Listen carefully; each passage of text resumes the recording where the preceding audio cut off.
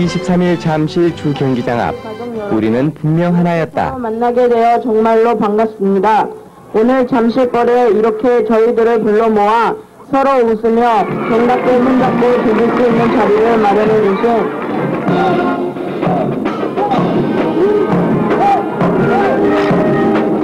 부산에서, 광주에서, 그리고 대전에서 사는 곳도 어느 습관도 달랐지만 금방 친해질 수 있었다.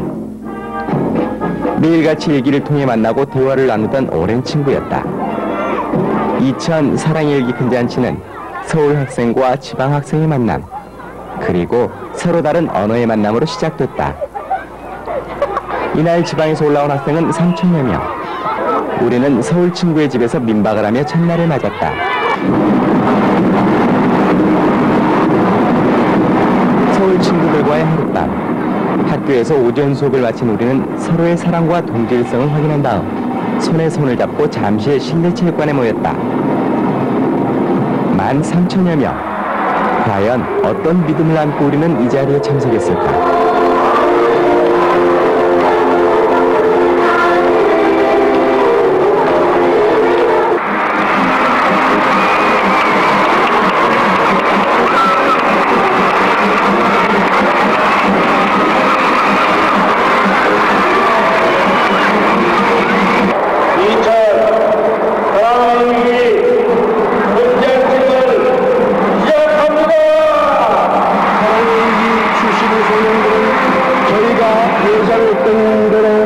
성실을 근면하면서 자기 책임을 다하는 바람직한 청소년으로 성장하여 사랑의 일기를 처음 쓰기 시작한 초등학생이 지금 2000년 5월 24일 이날 시상식에서는 충청남도 조치원 명동초등학교가 단체 부문에서 대통령 상을 수상한 것을 비롯해 전국적으로 120여만 명의 응모자 가운데 선발된 1,500여 명이 크고 작은 상을 받았다. 부모의 사랑과 선생님에 대한 존경, 그리고 친구들과의 우정을 통한 신뢰를 쌓기가 주된 테마로 어머니 마당과 어린이 마당, 선생님 마당 등으로 나뉘어 열린 이날 행사는 대통령 부인 이희호 여사의 경로 속에 더욱 열기를 더했다.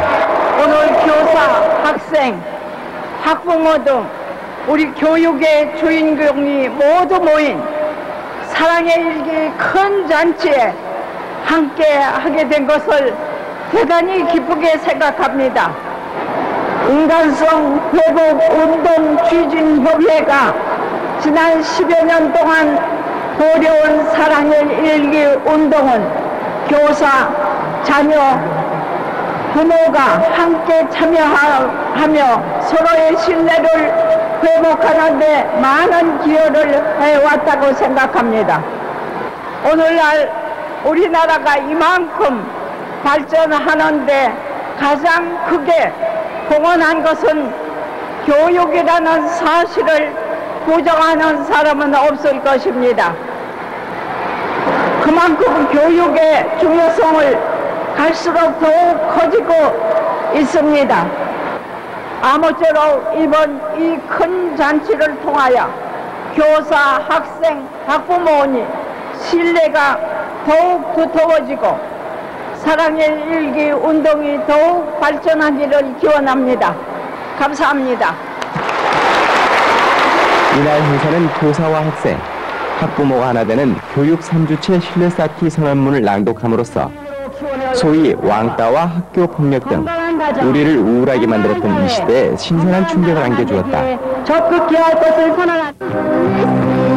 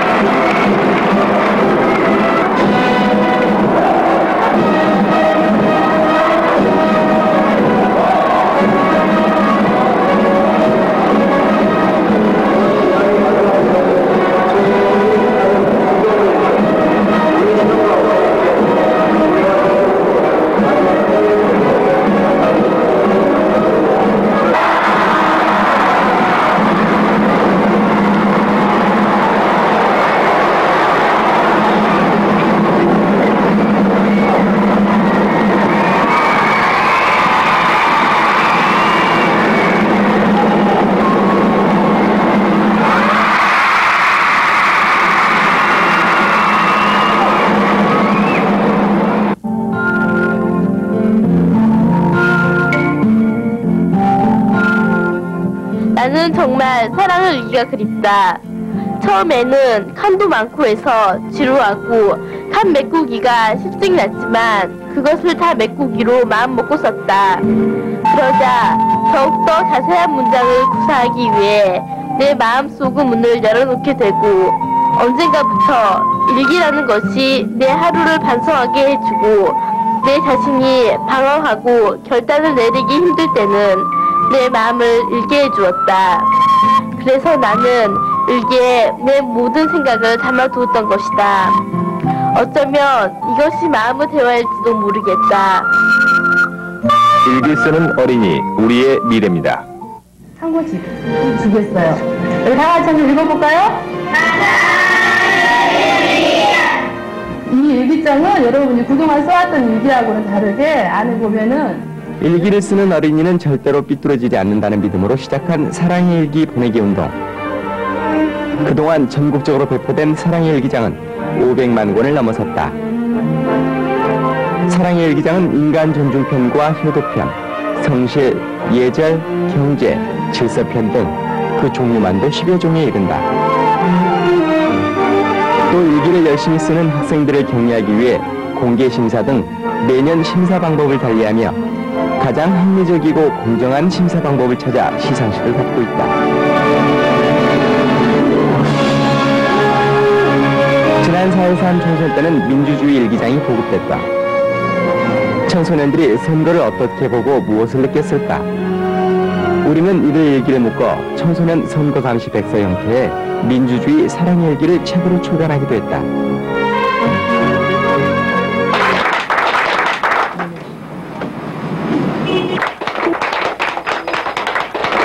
기쁠 때는 착한 마음을 달래어 주면서 명성을 받게 해주고 슬플 때는 슬픈 마음을 쓰다듬어 희망을 받게 해주는 사랑의 일기입니다. 하여 부모님이 곁에 계시지 않은 애들일지라도 따뜻한 부모님의 채취를 몸 가까이에 닿게 하는 일기 쓰기에서 일획을 키우고 자신심도 사랑과 함께 키워가는 것입니다. 햇살이 설랑되는 호수 같은 운동장에서 애들과 어울려 사랑을 쓴 이야기도, 달빛이 넘실대는 가정에서 식구들과 어울려준 사랑의 이야기도, 선생님과 선배, 후배들 사이 이야기도, 여기 사랑의 일기. 사랑의 일기는 우리 지역의 지명 유래와 특색을 살린 광주 전남 사랑의 일기와 해외 동포 학생을 위한 사랑의 영어 일기, 사랑의 중국 일기 등이 있으며 올 여름에는 북한으로 수학여행을 떠나는 조선족 동포 학생을 통해 2,000권의 일기장을 만경대 소년 공정 친구들에게 보내기도 했다. 그래서 고맙습니다. 그래서 감사합니다. 이어주는 숨길 속에 이제 우리 아이들은 이곳 연변 땅에서 우리 얼과 우리 말을 지켜가면서 씩씩하게 커갈 것입니다.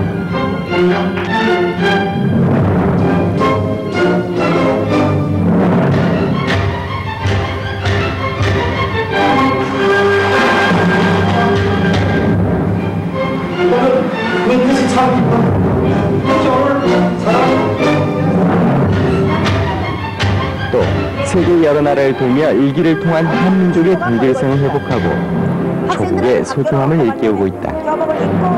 특히 지난 여름 중국 길림성 신안소학교에서 열린 한중 지도교사 연수회는 선생님과 학생뿐 아니라 용정 시민까지 합세해 따뜻한 동포회를 나눌 수 있었다.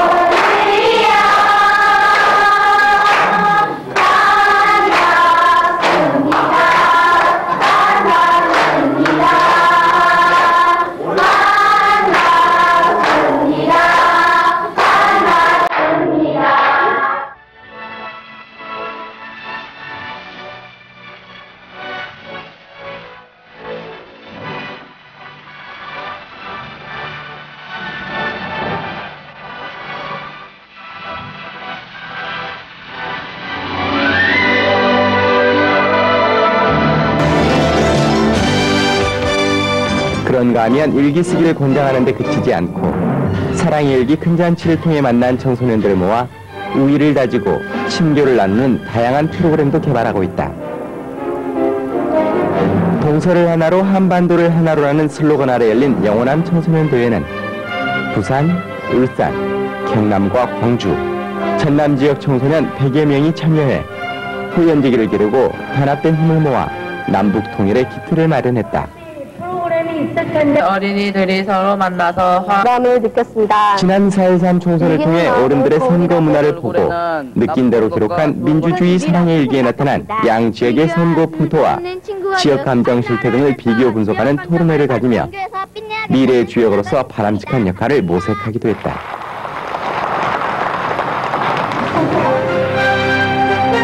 또 평소 쓰던 일기장을 서로 바꿔 쓰면서 마음을 열고 이해하는 행사를 갖고 남북 통일과 남북 청소년 대회의 성사를 기원하는 편지를 김대중 대통령과 이희호 여사, 김정일 국방위원장과 평양 만경대 소년공전 어린이 등에게 보낼 편지를 쓰기도 했다.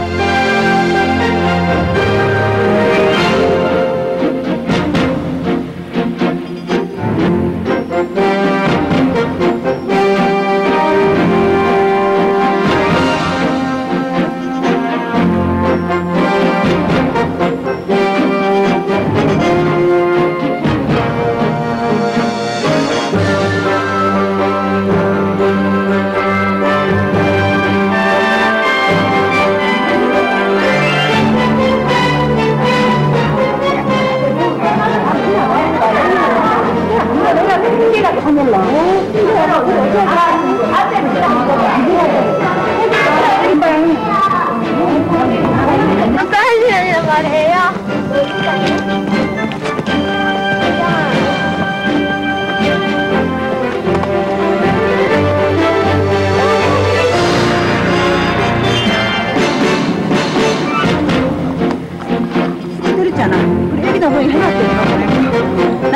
청소년들은 경남 하동군의 화개장과 전남 구례군의 산동장을 돌며 양 지역의 풍물을 기행하고 언어를 체험했으며 지리산 노고단에서 주먹밥을 나눠 먹으며 서로의 우위를 다졌다.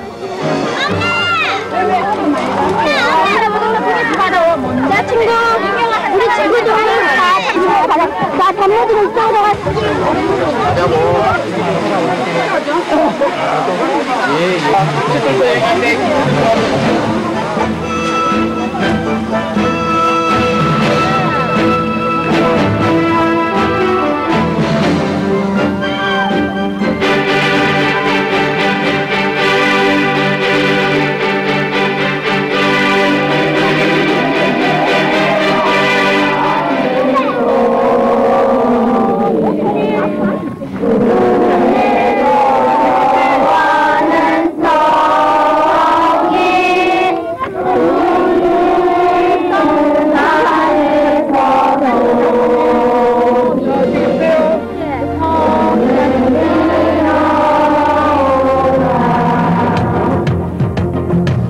우리는 이번 행사를 계기로 더욱더 다양한 영원함 청소년 교류 프로그램을 개발할 예정이며 더 나아가 남북한 청소년 홈스테이와 남북 청소년 대회 그리고 한민족 청소년 대회 등도 기대해본다.